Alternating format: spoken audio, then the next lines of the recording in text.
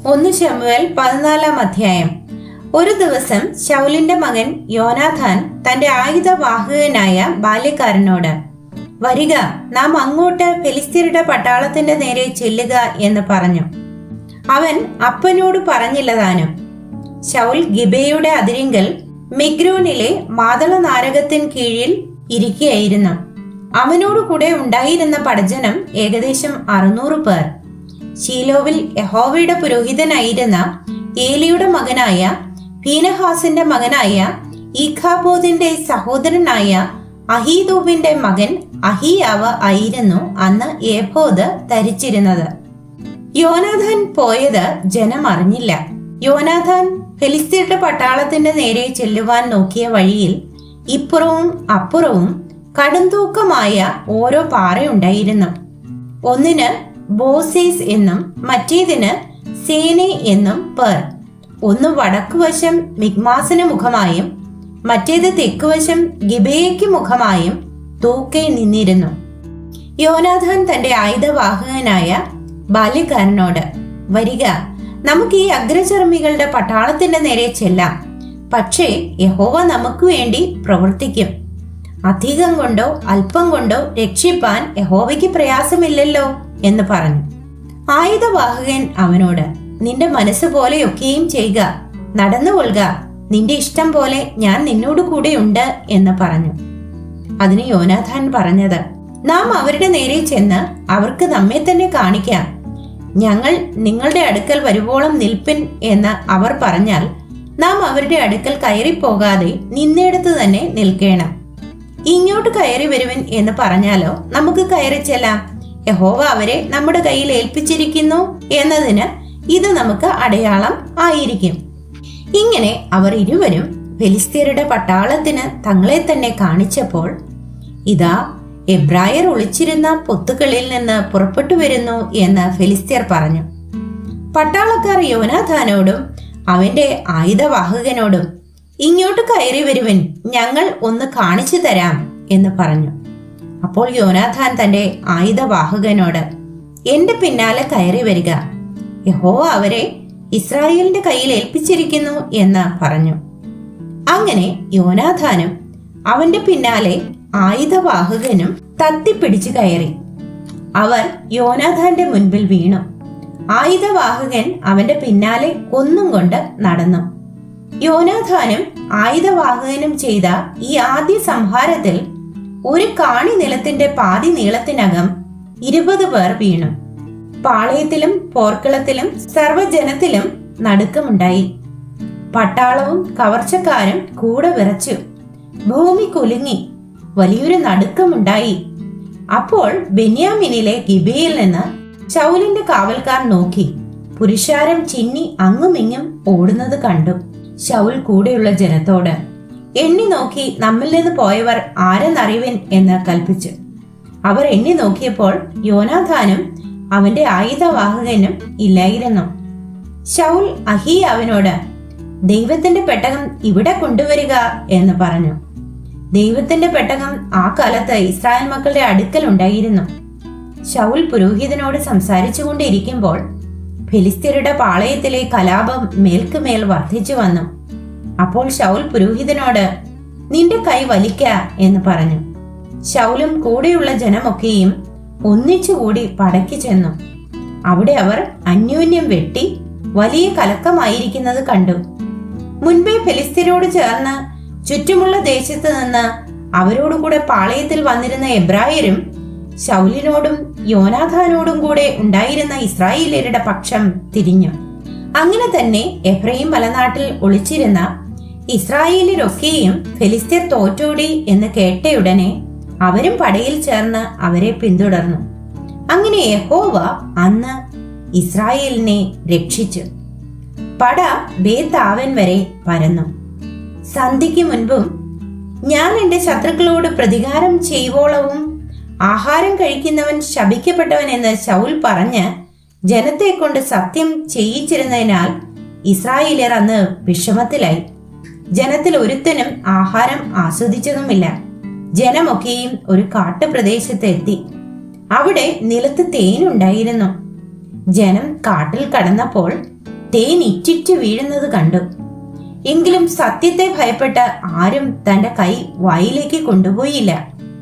യോനാഥാനോ തന്റെ അപ്പൻ ജനത്തെ കൊണ്ട് സത്യം ചെയ്യിച്ചത് കേൾക്കാതിരുന്നതിനാൽ വടിയുടെ അറ്റം നീട്ടി ഒരു തേൻ കട്ടയിൽ കുത്തി അതെടുത്ത് തന്റെ കൈ വായിലേക്ക് കൊണ്ടുപോയി.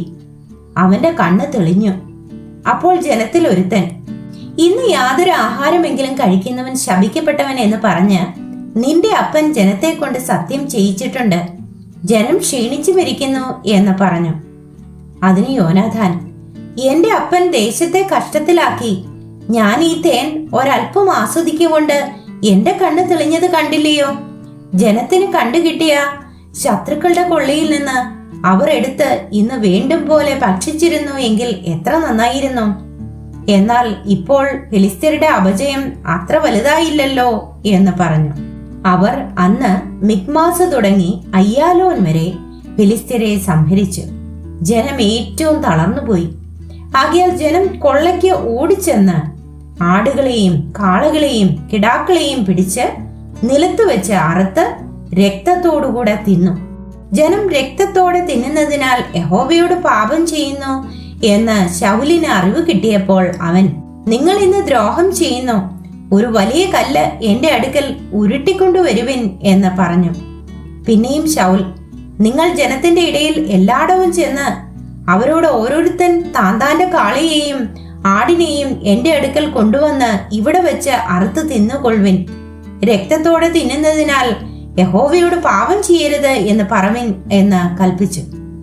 അങ്ങനെ ജനമെല്ലാം കാളകളെ അന്ന് രാത്രി കൊണ്ടുവന്ന് അവിടെ വെച്ച് അറുത്തു. ശൗൽ യഹോവയ്ക്കൊരു യാഗപീഠം പണിതു. അത് അവൻ യഹോവയ്ക്ക് ആദ്യം പണിത യാഗപീഠമായിരുന്നു. അനന്തരം ശൗൽ, നാം രാത്രിയിൽ തന്നെ ഫെലിസ്ത്യരെ പിന്തുടർന്ന് പുലരുവോളം അവരെ കൊള്ളയിടുക, അവരിൽ ഒരുത്തനെയും ശേഷിപ്പിക്കരുത് എന്ന് കൽപ്പിച്ചു.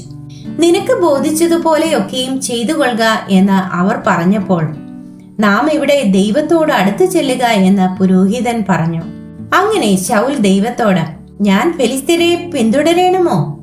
നീ അവരെ ഇസ്രായേലിന്റെ കയ്യിൽ ഏൽപ്പിക്കുമോ എന്ന് അരുളപ്പാട് ചോദിച്ചു. എന്നാൽ അന്ന് അവന് അരുളപ്പാട് ലഭിച്ചില്ല. അപ്പോൾ ശൗൽ, ജനത്തിന്റെ പ്രധാനികളൊക്കെയും ഇവിടെ അടുത്തു വരട്ടെ, ഇന്ന് പാപം സംഭവിച്ചത് ഏത് കാര്യത്തിലെന്ന് അന്വേഷിച്ചറിവിൻ. ഇസ്രായേലിനെ രക്ഷിക്കുന്ന യഹോവയാണേ. അതെന്റെ മകൻ യോനാഥാനിൽ തന്നെ ആയിരുന്നാലും അവൻ മരിക്കണം നിശ്ചയം എന്ന് പറഞ്ഞു. എന്നാൽ അവനോട് ഉത്തരം പറവാൻ സർവ്വജനത്തിലും ഒരുത്തനും തുനിഞ്ഞില്ല. അവൻ എല്ലാ ഇസ്രായേലിനോടും, നിങ്ങൾ ഒരു ഭാഗത്ത് നിൽപ്പിൻ, ഞാനും എന്റെ മകനായ യോനാഥാനും മറുഭാഗത്ത് നിൽക്കാം എന്ന് പറഞ്ഞു. നിന്റെ ഇഷ്ടം പോലെ ആകട്ടെ എന്ന് ജനം ശൗലിനോട് പറഞ്ഞു. അങ്ങനെ ശൗൽ ഇസ്രായേലിന്റെ ദൈവമായ യഹോവയോട്, നേർ വെളിപ്പെടുത്തി തരയണമേ എന്ന് പറഞ്ഞു. അപ്പോൾ ശൗലിനും യോനാഥാനും ചീട്ട് വീണു. ജനം ഒഴിഞ്ഞുപോയി. പിന്നെ ശൗൽ, എനിക്കും എന്റെ മകനായ യോനാഥാനും ചീട്ടിടുവിൻ എന്ന് പറഞ്ഞു. ചീട്ട് യോനാഥാന് വീണു. ശൗൽ യോനാഥാനോട്, നീ എന്ത് ചെയ്തു എന്നോട് പറക എന്ന് പറഞ്ഞു. യോനാഥാൻ അവനോട്, ഞാൻ എന്റെ വടിയുടെ അറ്റം കൊണ്ട് അല്പം തേൻ ആസ്വദിച്ചതേയുള്ളൂ, അതുകൊണ്ട് ഇതാ ഞാൻ മരിക്കേണ്ടി വന്നിരിക്കുന്നു എന്ന് പറഞ്ഞു. അതിന് ശൗൽ, ദൈവം എന്നോട് തക്കവണ്ണവും അധികവും ചെയ്യട്ടെ, യോനാഥാനെ നീ മരിക്കണം എന്ന് ഉത്തരം പറഞ്ഞു. എന്നാൽ ജനം ശൗലിനോട്, ഇസ്രായേലിൽ ഈ മഹാരക്ഷ പ്രവർത്തിച്ചിരിക്കുന്ന യോനാഥാൻ മരിക്കണമോ? ഒരിക്കലും അരുത്. യഹോവയാണ്, അവന്റെ തലയിലെ ഒരു രോമവും നിലത്ത് വീഴുകയില്ല. അവൻ ഇന്ന് ദൈവത്തോടുകൂടെയല്ലോ പ്രവർത്തിച്ചിരിക്കുന്നത് എന്ന് പറഞ്ഞു. അങ്ങനെ ജനം യോനാഥാനെ വീണ്ടെടുത്തു. അവൻ മരിക്കേണ്ടി വന്നതുമില്ല. ശൗൽ ഫെലിസ്ത്യരെ പിന്തുടരാതെ മടങ്ങിപ്പോയി. ഫെലിസ്ത്യരും തങ്ങളുടെ സ്ഥലത്തേക്ക് പോയി. ശൗൽ ഇസ്രായേലിൽ രാജ്യത്വം ഏറ്റ ശേഷം മോവാബ്യർ, അമ്മോന്യർ, ഏദോമ്യർ, സോബ രാജാക്കന്മാർ, ഫെലിസ്ത്യർ എന്നിങ്ങനെ ചുറ്റുമുള്ള സകല ജാതികളോടും യുദ്ധം ചെയ്തു. അവൻ ചെന്നിടത്തൊക്കെയും ജയം പ്രാപിച്ചു. അവൻ ശൗര്യം പ്രവർത്തിച്ച് അമാലേക്യരെ ജയിച്ചു. ഇസ്രായേലിലെ കവർച്ചക്കാരുടെ കയ്യിൽ നിന്ന് വിടുവിക്കുകയും ചെയ്തു. എന്നാൽ ശൗലിന്റെ പുത്രന്മാർ യോനാഥാൻ, ഇഷ്വി, മൽക്കീഷുവ എന്നിവർ ആയിരുന്നു. അവന്റെ 2 പുത്രിമാർക്കോ മൂത്തവൾക്ക് മേരബ് എന്നും ഇളയവൾക്ക് മീഖൾ എന്നും പേരായിരുന്നു. ശൗലിന്റെ ഭാര്യയ്ക്ക് അഹീനോവം എന്ന് പേരായിരുന്നു. അവൾ അഹീമാസിന്റെ മകൾ. അവന്റെ സേനാധിപതിക്ക് അബ്നർ എന്ന പേർ. അവൻ ശൗലിന്റെ ഇളയപ്പനായ നേരിന്റെ മകൻ ആയിരുന്നു. ശൗലിന്റെ അപ്പനായ കീശും അബ്നേരിന്റെ അപ്പനായ നേരും അബിയേലിന്റെ മക്കൾ ആയിരുന്നു. ശൗലിന്റെ കാലത്തൊക്കെയും ഫെലിസ്ത്യരോട് കഠിന യുദ്ധം ഉണ്ടായിരുന്നു. എന്നാൽ ശൗൽ യാതൊരു വീരനെയോ ശൂരനെയോ കണ്ടാൽ അവനെ തന്റെ അടുക്കൽ ചേർത്തുകൊള്ളും.